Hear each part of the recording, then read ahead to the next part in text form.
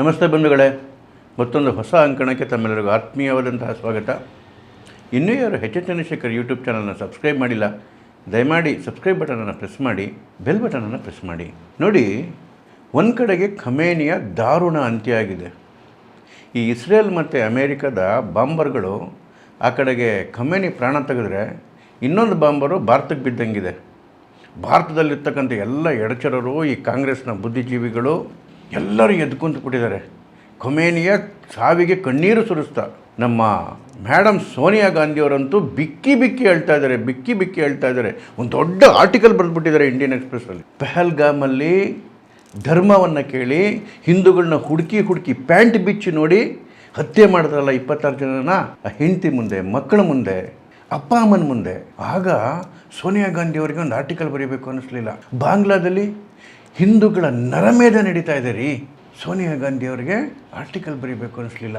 ಸೋನಿಯಾ ಗಾಂಧಿಯವ್ರಿಗೆ ಯಾವಾಗ ಕಣ್ಣೀರು ಬರುತ್ತೆ ಗೊತ್ತಾ? 2012ರ ಅಜಮ್ಗಢ ರ್ಯಾಲಿನಲ್ಲಿ ಅವರ ಕಾನೂನು ಸಚಿವರಾಗಿದ್ದಂತಹ ಸಲ್ಮಾನ್ ಖುರ್ಷಿದ್ ಭಾಷಣ ಮಾಡ್ತಾ ಒಂದು ಮಾತು ಹೇಳ್ತಾರೆ. ಏನು 2008ರಲ್ಲಿ ಡೆಲ್ಲಿನಲ್ಲಿ ಸೀರಿಯಲ್ ಬ್ಲಾಸ್ಟ್ಗಳಾಯಿತು. ಮಾಡಿದ್ದು ಇಂಡಿಯನ್ ಮುಜಾಹಿದ್ದೀನ್ ಅಂತಕ್ಕಂತಹ ಪಾಕಿಸ್ತಾನದ ಉಗ್ರ ಸಂಘಟನೆ. ಆ ಉಗ್ರರೆಲ್ಲರೂ ಒಂದು ಕಡೆ ಸೇರ್ಕೊಂಡ್ಬಿಟ್ಟಿದ್ರು. ಒಂದು ಮನೇಲಿದ್ದಾರೆ ಜಾಮಿಯಾ ಮಸ್ಜಿದ್ ಹತ್ರ ಅಂತೇಳಿ, ಡೆಲ್ಲಿಯ ಜಾಮಿಯಾ ಮಸ್ಜಿದ್ ಹತ್ರ ಒಂದು ಮನೇಲಿ ಸೇರ್ಕೊಂಡಿದ್ದಾರೆ ಅಂತ ಇನ್ಫಾರ್ಮೇಷನ್ ಬಂತು ಪೊಲೀಸ್ಗೆ. ಪೊಲೀಸ್ ಹೋದರು, ಪೊಲೀಸರ ಮೇಲೆ ಅವರು ಅಟ್ಯಾಕ್ ಮಾಡಿದ್ರು, ಮತ್ತು ಪೊಲೀಸರು ಕೂಡ ವಾಪಸ್ ಅಟ್ಯಾಕ್ ಮಾಡಿದ್ರು.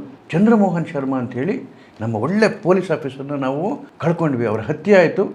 ಆ ಎನ್ಕೌಂಟರಲ್ಲಿ 3 ಜನ ಪಾಕಿಸ್ತಾನದ ಉಗ್ರರು ಸತ್ತುಬಿದ್ದರು. ಈ ಎನ್ಕೌಂಟರ್ ಫೋಟೋವನ್ನು, ಯಾರು ಉಗ್ರರು ಸತ್ತುಬಿದ್ದಿದ್ರಲ್ಲ ಆ ಫೋಟೋವನ್ನು ಸೋನಿಯಾ ಗಾಂಧಿಯವರಿಗೆ ತೋರಿಸಿದಾಗ ಅವರು ಬಿಕ್ಕಿ ಹತ್ತುಬಿಟ್ರಂತೆ. ಅಯ್ಯೋ, ಎಂಥ ಕೆಲಸ ಆಗೋಯ್ತು, ಹೋಗಿ ಮೊದಲು ಪ್ರಧಾನಮಂತ್ರಿಯವ್ರ ಹತ್ರ ಮಾತಾಡಿ, ಆಗ ಪ್ರಧಾನಮಂತ್ರಿ ಮನಮೋಹನ್ ಸಿಂಗ್ ಅವ್ರ ಹತ್ರ ಮಾತಾಡಿ ಅಂತೇಳಿ. ದೇಶಕ್ಕೋಸ್ಕರ ಜೀವ ಕೊಟ್ಟರಲ್ಲ ಚಂದ್ರಮೋಹನ್ ಶರ್ಮಾ ಪೊಲೀಸ್ ಆಫೀಸರ್, ಅವರು ಸತ್ತಿದ್ದಕ್ಕೆ ಒಂದು ಮಾತಾಡಲಿಲ್ಲ, ಕಣ್ಣೀರು ಬರಲಿಲ್ಲ. ಯಾವ ಇಂಡಿಯನ್ ಮುಜಾಹಿದ್ದೀನ್ ಉಗ್ರಗಾಮಿಗಳು, ದೇಶಕ್ಕೆ ಬಾಂಬ್ ಇಟ್ಟಕ್ಕಂತಹ ಪಾಪಿಗಳು ಎನ್ಕೌಂಟ್ರಲ್ಲಿ ಸತ್ತು ಬಿದ್ದಿದ್ದಾಗ ಅದನ್ನು ನೋಡಿ ಕಣ್ಣೀರು ಬಂದ್ಬಿಡ್ತಂತೆ ಸೋನಿಯಾ ಗಾಂಧಿಗೆ. ಸಲ್ಮಾನ್ ಖುರ್ಷಿದ್ ಅವರು ಹೇಳಿರೋ ಮಾತು. ಈಗ 2ನೇ ಸರಿ ಕಣ್ಣೀರು ಬರ್ತಿರೋದು ಯಾವಾಗ ಗೊತ್ತಾ? ಜಗತ್ತಿನ ಒಬ್ಬ ದೊಡ್ಡ ಪಾತಕಿ. ಯಾಕೆ ಪಾತಕಿ ಅಂತಿದ್ದೀನಿ ಅಂತ ಹೇಳಿದ್ರೆ, ಸುಮಾರು 32,000 ಜನಗಳನ್ನ ಹಿಂಸಿಸಿ ಕೊಂದಂಥ ಪಾತಕಿ ಯಾರು? ಆ 32,000 ಜನ ಎಲ್ಲ ಅಮಾಯಕ ಮುಸ್ಲಿಮ್ಸು. ಯಾವ ಮುಸ್ಲಿಂ ಗುರು ಅಂತ ಹೇಳಿ ಖೊಮೇನಿ ಅನ್ಕೊತಾರೆ. ಅವರೆಲ್ಲರೂ ಕೇಳಿಸ್ಕೋಬೇಕು. ಆ 32,000 ಜನ ಖೊಮೇನಿಯ ಕೈಯಲ್ಲಿ ಸತ್ರಲ್ಲ, ಅವರೆಲ್ಲರೂ ಅಮಾಯಕ ಹೆಣ್ಣುಮಕ್ಕಳು, ಮುಸ್ಲಿಂ ಹೆಣ್ಣುಮಕ್ಕಳು. ಇಂತಹ ಒಬ್ಬ ಪಾತಕಿ ಸತ್ತಾಗ ಸೋನಿಯಾ ಗಾಂಧಿಗೆ ಕಣ್ಣೀರು ಗಳಗಳಗಳ ಅಂತ ಬರುತ್ತೆ. ಇಷ್ಟು ದೊಡ್ಡ ಆರ್ಟಿಕಲ್ ಬರೆದು ಬಿಡ್ತಾರೆ. ಒಂದು ಕಡೆಗೆ ರಾಹುಲ್ ಗಾಂಧಿ ಟ್ವೀಟ್ಗಳು ಮಾಡೋದು ಕೇಳಬೇಕು, ಒಂದು ಸರಿ ಪ್ರಿಯಾಂಕಾ ಗಾಂಧಿ ಟ್ವೀಟ್ಗಳು ಮಾಡೋದು ಕೇಳಬೇಕು. ಖೊಮೇನಿ ಇರಾನಿನ ಅಧಿಕಾರದ ಚುಕ್ಕಾಣಿ ಹಿಡಿದಿದ್ದು 1989ರಲ್ಲಿ. ಅದಕ್ಕೆ ಮುಂಚೆ ಆಯತುಲ್ಲಾ ರುಹುಲ್ಲಾ ಖೊಮೇನಿ ಅಂತ ಧರ್ಮಗುರು ಆಡಳಿತ ಮಾಡ್ತಾರೆ. 1979ರಿಂದ 1989ರಲ್ಲಿ ಅವರು ತೀರಿದ ಮೇಲೆ ಅಲ್ಲಿನ ಅಸೆಂಬ್ಲಿ ಜೂನ್ 1989ರಲ್ಲಿ ಖೊಮೇನಿಯನ್ನು ಆಯ್ಕೆ ಮಾಡ್ತು. ಜುಲೈಯಲ್ಲಿ ಆಡಳಿತದ ಚುಕ್ಕಾಣಿ ಹಿಡಿದರು. ಆವತ್ತಿನಿಂದ ಇರಾನಲ್ಲಿ ರಕ್ತಸಿಕ್ತ ಅಧ್ಯಾಯದ ಪ್ರಾರಂಭ ಆಯಿತು. ಯಾರಾದರೂ ವಿರೋಧಿಗಳಾಗಲಿ, ಯಾರಾದರೂ ಅಪೋಸಿಷನ್ ಪಾರ್ಟಿಯವರಾಗಲಿ, ಯಾರಾದರೂ ಚಿಂತಕರಾಗಲಿ ಅಥವಾ ಬುದ್ಧಿಜೀವಿಗಳಾಗಲಿ, ಯಾರಾದರೂ ಖೊಮೇನಿ ಎಗೇನೆಸ್ಟಲ್ಲಿ ಮಾತಾಡ್ತಿದ್ದಾರೆ ಅಥವಾ ಚಿಂತಿಸ್ತಾ ಇದ್ದಾರೆ ಅಂತ ಹೇಳಿದ್ರೆ ಅವ್ರಿಗೆ ಉಳಿಗಾಲವೇ ಇಲ್ದಂಗೆ ಆಗೋಯ್ತು. ಅವರು ಇರಾನಲ್ಲಿರಲಿ ಅಥವಾ ಜಗತ್ತಿನ ಯಾವುದೇ ಮೂಲೆಯಲ್ಲಿರಲಿ. ಅಂಥ ನಿರಂಕುಶ ಪ್ರಭುತ್ವ. 17 ಸೆಪ್ಟೆಂಬರ್ 1992ರಲ್ಲಿ ಜರ್ಮನಿಯ ಬರ್ಲಿನ್ನಲ್ಲಿ ಇರಾನ್ನ ವಿರೋಧ ಪಕ್ಷದ ನಾಯಕರುಗಳು ಸಾಯ್ತಾರೆ. ಬ್ರೂಟಲ್ಲಾಗಿ ಅವನ್ನ ಹತ್ಯೆ ಮಾಡೋಕ್ಕಾಗುತ್ತೆ. ಬ್ರೂಟಲ್ಲಾಗಿ ಅವನ್ನ ಸಾಯಿಸ್ತಾರೆ. 4ಕ್ಕೂ ಹೆಚ್ಚು ಜನರನ್ನ. ಕಡೆಗೆ ಜರ್ಮನ್ ಕೋರ್ಟ್ ಕನ್ವಿಕ್ಟ್ ಮಾಡುತ್ತೆ ಖೊಮೇನಿನ. ಅದಾದ 6 ವರ್ಷದಲ್ಲಿ 9 ಜುಲೈ 1998ರಲ್ಲಿ ತನ್ನ ವಿರುದ್ಧ ಮಾತಾಡಿದ್ರು ಅಂಥೇಳಿ ಕನಿಷ್ಠ 5 ಜನನ ಮಾಸ್ ಮರ್ಡರ್ ಮಾಡ್ತಾರೆ ಖೊಮೇನಿ. ಅವರೆಲ್ಲ ಬುದ್ಧಿಜೀವಿಗಳು, ಚಿಂತಕರು, ಲೇಖಕರುಗಳು. ಕಾರಣ ಇವನ ಎಗನೆಸ್ಟ್ ಮಾತಾಡಿದ್ದಕ್ಕೆ. ನಾನು ಹೇಳ್ತಿದ್ದೀನಲ್ಲ, ಮತ್ತೆ ಹೇಳ್ತಿದ್ದೀನಿ, ಇವರೆಲ್ಲರೂ ಅಮಾಯಕ ಮುಸಲ್ಮಾನರುಗಳೇ. ಇದರಲ್ಲಿ ಯಾರೂ ಬೇರೆ ಧರ್ಮದವರೇ ಇರಲಿಲ್ಲ ರೀ. ಜನ ಎಷ್ಟು ಬೇಸತ್ತು ಬಿಡ್ತಾರೆ ಅಂತ ಹೇಳಿದ್ರೆ, ಡಿಸೆಂಬರ್ 2017ರಷ್ಟೊತ್ತಿಗೆ ಇಡೀ ದೇಶವ್ಯಾಪಿ ಪ್ರತಿಭಟನೆಗಳು ಶುರುವಾಗುತ್ತೆ ಖೊಮೇನಿ ಎಗನೆಸ್ಟ್ ಆಗಿ. ಆ ಸಂದರ್ಭದಲ್ಲಿ ಅದೆಷ್ಟು ಜನನ ಅರೆಸ್ಟ್ ಮಾಡಿದ್ರು, ಅದೆಷ್ಟು ಜನ ಜೈಲೊಳಗಡೆ ನನಗೆ ಪ್ರಾಣ ಬಿಟ್ಟರು ಲೆಕ್ಕನೇ ಸಿಗಲಿಲ್ಲ. ಮತ್ತೊಂದು ದೊಡ್ಡ ಪ್ರತಿಭಟನೆ ಶುರುವಾಗುತ್ತೆ 15 ನವೆಂಬರ್ 2019ರಲ್ಲಿ. ಅಬನ್ ಪ್ರೊಟೆಸ್ಟ್ ಅಂತೇಳಿ ವೆರಿ ಫೇಮಸ್ ಇದು. ಆ ಸಂದರ್ಭದಲ್ಲಿ ಖೊಮೇನಿ ತನ್ನ ಸೈನ್ಯಕ್ಕೆ ಆರ್ಡರ್ ಕೊಡ್ತಾ ಒಂದು ಮಾತು ಹೇಳ್ತಾನೆ, do what ever it takes. ನಿಮಗೆ ಇಷ್ಟ ಬಂದಿದ್ದು ಮಾಡಿ, ನನ್ನ ಆರ್ಡ್ರ್ ಇದೆ, ಇಷ್ಟ ಬಂದಿದ್ದು ಮಾಡಿ ಅಂತ ಹೇಳಿದ್ರೆ ಕತ್ತರಿಸಾಕಿ, ಗುಂಡಿಟ್ಟು ಕೊಲ್ಲಿ, ಅತ್ಯಾಚಾರ ಮಾಡಿ, ನಿಮ್ಗೆ ಇಷ್ಟ ಬಂದಿದ್ದು ಮಾಡಿ. ಇದು ಒಂದು ದೇಶದ ದೊರೆ ತನ್ನ ಸೈನಿಕರಿಗೆ ಆರ್ಡ್ರ್ ಕೊಡೋದು. ಅದೇ ರೀತಿ ಕೆಲಸ ಮಾಡಿದ್ರು ಅವರು. ಸಿಕ್ಕಿದ ಕಡೆ ಲೂಟಿ ಆಯಿತು, ಸಿಕ್ಕಿದ ಕಡೆ ಕೊಂದು ಬಿಸಾಕಿದ್ರು ಜನಗಳನ್ನ, ಸಿಕ್ಕಿದ ಹೆಣ್ಮಕ್ಳು ಅತ್ಯಾಚಾರ ಆಯಿತು. 9 ವರ್ಷದ ಮಕ್ಕಳು, 5 ವರ್ಷದ ಮಕ್ಕಳನ್ನು ಬಿಡಲಿಲ್ಲ ರೀ. ಬ್ರೂಟಲ್ಲಾಗಿ ಅತ್ಯಾಚಾರ ಮಾಡಿ ಕೊಂದರು. ಜನವರಿ 2020ನಲ್ಲಿ ಫ್ಲೈಟ್ 752 ಪ್ರೊಟೆಸ್ಟು.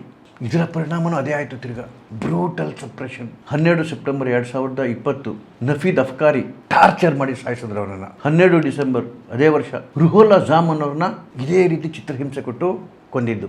ಜುಲೈ 2021ರಲ್ಲಿ ಕುಜಿಸ್ತಾನ್ ಪ್ರೊಟೆಸ್ಟ್ಗಳು ಶುರುವಾದವು. ಆ ಪ್ರೊಟೆಸ್ಟ್ ಅದೇ ಕತೆ ರೀ. ಜನ ಎಷ್ಟು ಬೇಸತ್ಬಿಟ್ಟಿದ್ರು ಅಂತ ಹೇಳಿದ್ರೆ, ಹೋರಾಟಕ್ಕೆ ಅಂತ ಆಚೆ ಬಂದವರು ಅರ್ಧಕ್ಕರ್ಧ ಜನ ಒಳಕ್ಕೆ ಹೋಗ್ತಿರ್ಲಿಲ್ಲ. 15 ಅಕ್ಟೋಬರ್ 2022ರಲ್ಲಿ ಎವಿನ್ ಪ್ರಿಸನ್ ಫೈರ್ ಇನ್ಸಿಡೆಂಟ್ ಅಂತ ಆಯಿತು. ಈ ಥರ ಎಲ್ಲ ಪ್ರೊಟೆಸ್ಟ್ ಮಾಡಿದವ್ರನ್ನ, ಈ ಬುದ್ಧಿಜೀವಿಗಳನ್ನೆಲ್ಲ ತೊಗೊಂಡೋಗಿ ಜೈಲಲ್ಲಿ ಇಟ್ಟಿದ್ನಲ್ಲ, ಅಲ್ಲಿ ಇದ್ದಕ್ಕಿದ್ದಕ್ಕೆ ಒಂದು ಫೈರ್ ಇನ್ಸಿಡೆಂಟ್ ನಡೆದುಬಿಡ್ತು. ಎಷ್ಟು ಜನ ಅದರಲ್ಲಿ ಸತ್ತರು ಅನ್ನೋದು ಲೆಕ್ಕನೇ ಸಿಗಲಿಲ್ಲ. ಇದು ಸ್ಟೇಜ್ಡ್ ಅಂತ ಜಗತ್ತಿಗೆ ಗೊತ್ತಿರ್ತಕ್ಕಂಥ ಸತ್ಯ. ಕಳೆದ ವರ್ಷ ಡಿಸೆಂಬರ್ 28ಕ್ಕೆ ಇಡೀ ದೇಶವ್ಯಾಪಿ ಚಳವಳಿಗಳು ಶುರುವಾದವು, ಹೋರಾಟಗಳು ಶುರುವಾದವು. ನೀವು ಟಿ ವಿನಲ್ಲಿ ನೋಡಿರ್ತೀರಿ.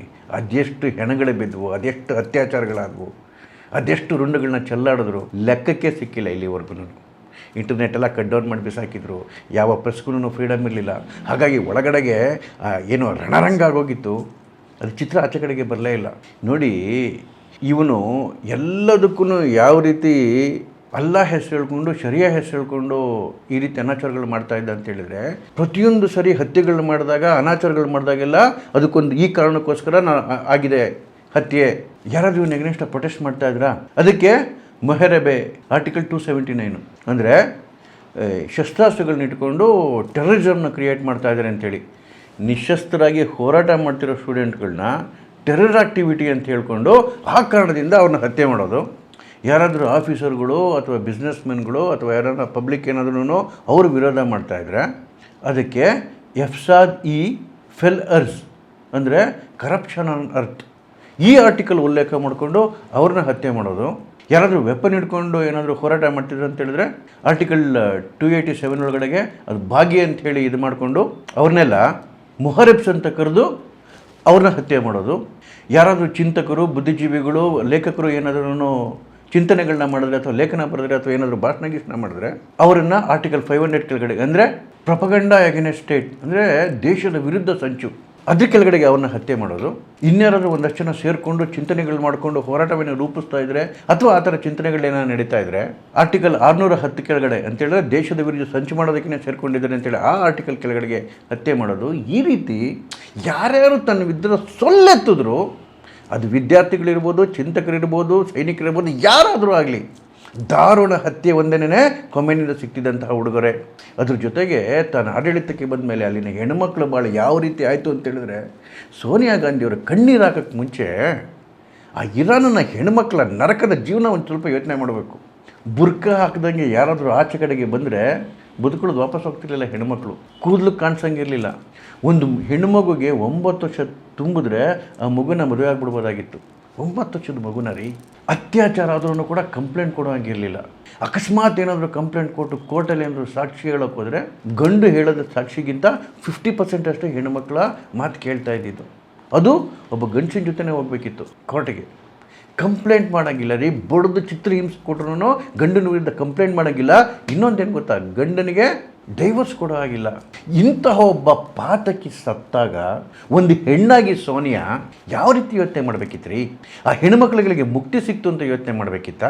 ಇವತ್ತು ನೋಡಿ, ಸಾವಿರಾರು ಜನ ಇರಾನ್ನ ಹೆಣ್ಮಕ್ಳು ರಸ್ತೆಗೆ ಬಂದು ಸೆಲೆಬ್ರೇಷನ್ ಮಾಡ್ತಿದ್ದಾರೆ. ಅಲ್ಲಿನ ಮುಸ್ಲಿಮ್ಸು, ಅಲ್ಲಿನ ಹುಡುಗರು, ಅಲ್ಲಿನ ವಿದ್ಯಾರ್ಥಿಗಳು, ಅಲ್ಲಿನ ಜನ ರಸ್ತೆಗಳದ್ದು ಸೆಲೆಬ್ರೇಷನ್ ಮಾಡ್ತಿದ್ದಾರೆ. ಈ ಸೋನಿಯಾ ಗಾಂಧಿಗೆ, ಪ್ರಿಯಾಂಕಾ ಗಾಂಧಿಗೆ, ರಾಹುಲ್ ಗಾಂಧಿಗೆ ತಡ್ಕೊಳಕ್ಕಾಗ್ತಾ ಇಲ್ಲ. ಯಾಕೆ? ಚೈನಾ ಕಾರಣಕ್ಕೋಸ್ಕರ. ಇವತ್ತು ಕೊಮ್ಮೆನೆ ಸುತ್ತಿದ್ದಕ್ಕೆ ದೊಡ್ಡ ಹೊಡೆತ ಬಿದ್ದಿರೋದು ಚೈನಾಗೆ. ಅದನ್ನು ತಡ್ಕೊಳಕ್ಕಾಗ್ತಿಲ್ಲ ಈ ಸೋನಿಯಾ ಕುಟುಂಬಕ್ಕೆ. ಮೊನ್ನೆ ನೋಡಬೇಕಿತ್ತು ರೀ, ನಿಕೋಬಾರ್ ಐಲ್ಯಾಂಡಲ್ಲಿ ಅಲ್ಲಿ ಏನು ಆರ್ಮಿ ಬೇಸ್ ಮಾಡೋದಕ್ಕೆ ಪ್ರಯತ್ನಗಳು ನಡೀತಾ ಇದೆ ಇಂಡಿಯನ್ ಗೌರ್ಮೆಂಟಿಂದ. ಯಾಕೆ ಅಂತ ಹೇಳಿದ್ರೆ ಚೈನಾ ಕಡೆಯಿಂದ ಅಟ್ಯಾಕ್ ಆದರೆ ಅದೊಂದು ಸ್ಟ್ರಾಟಜಿಕ್ ಪಾಯಿಂಟು, ಆ ಚೈನಾ ಅಟ್ಯಾಕ್ನ ತಡೆಯೋದಕ್ಕೆ. ಕಳೆದ ಡಿಸೆಂಬರಲ್ಲಿ ಸೋನಿಯಾ ಗಾಂಧಿ ದೊಡ್ಡ ಟ್ವೀಟ್ ಮಾಡಿ ದೊಡ್ಡ ಏನು ಅಬ್ಬರ ಶುರು ಹಚ್ಕೊಂಡ್ಬಿಟ್ಟಿದ್ರು. ನಿಕೋಬಾರ್ನ ಯಾಕೆ ಮುಡ್ತೀರಾ, ನಿಕೋಬಾರ್ನ ಯಾಕೆ ಮುಡ್ತೀರಾ?